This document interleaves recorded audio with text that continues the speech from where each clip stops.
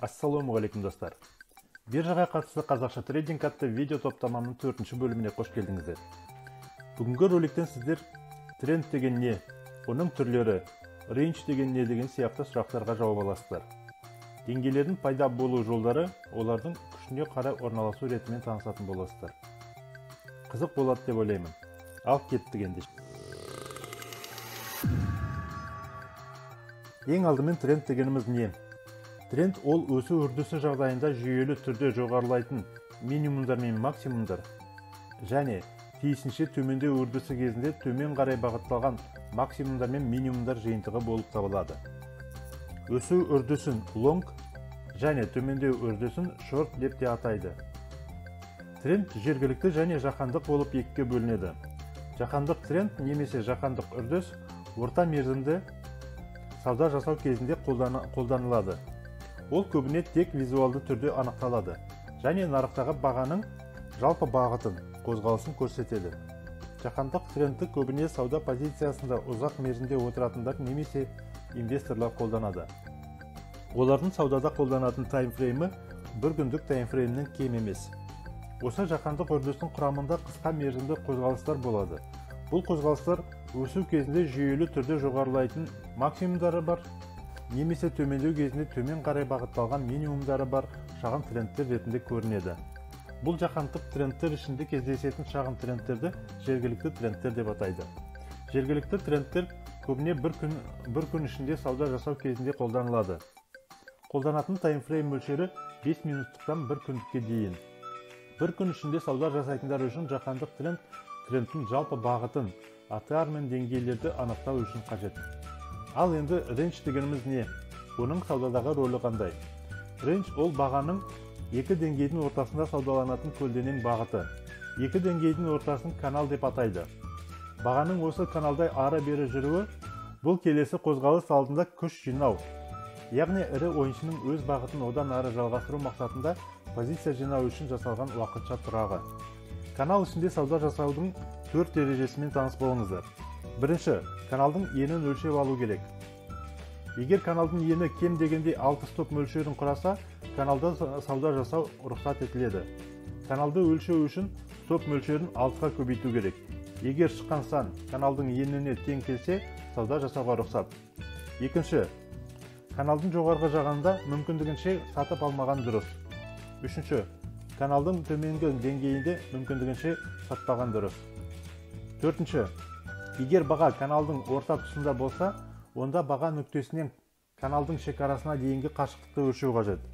Егер бұл қашықтық 4 стоп мөлшерінен артық болса, онда каналда сауда жасау рұқсат етіледі. Деңгейлердің пайда болу жолдары. График көптеген нүктелерден тұрады, бірақ олардың 90% ешқандай рөл атқармайды.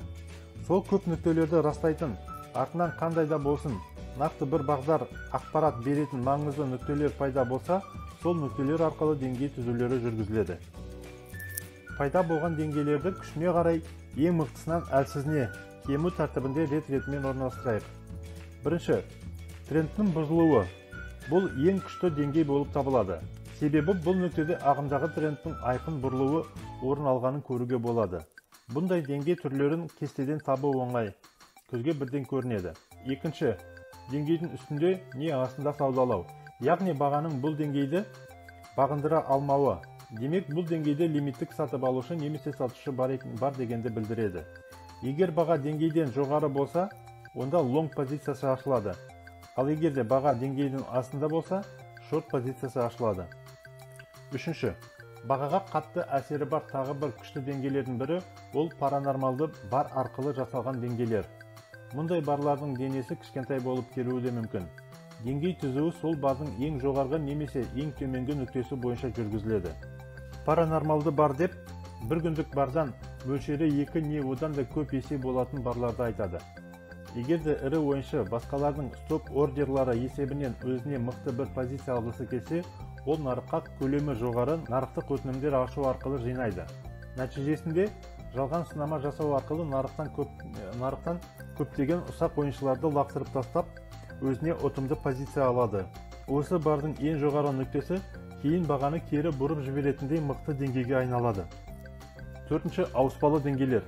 тірек деңгейі кейін қарсылық деңгейі және керісінше қарсылық деңгейі кейін тірек деңгейі бола алады. Мұндай деңгейлер көбіне тренд бағыты бойынша болады және ілгеріде позицияға кіру үшін жақсы сәтті мүмкіндіктер береді.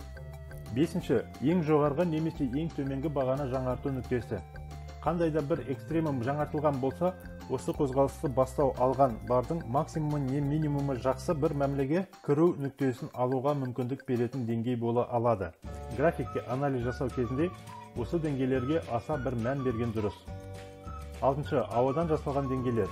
Бұл деңгейлерді анықтау үшін максимумдары не минимумдары бірдей бір бағада түйісетін кем дегенде 4 бардан болуға тиіс. Бұл деңгейлерді өткен тарихтан қайдан және неден пайда болды деп іздеудің қажеті жоқ. Басты шарт максимумдары не минимумдары бірдей болу керек. Бұндай деңгейлер кез келген таймфреймде кездесе береді.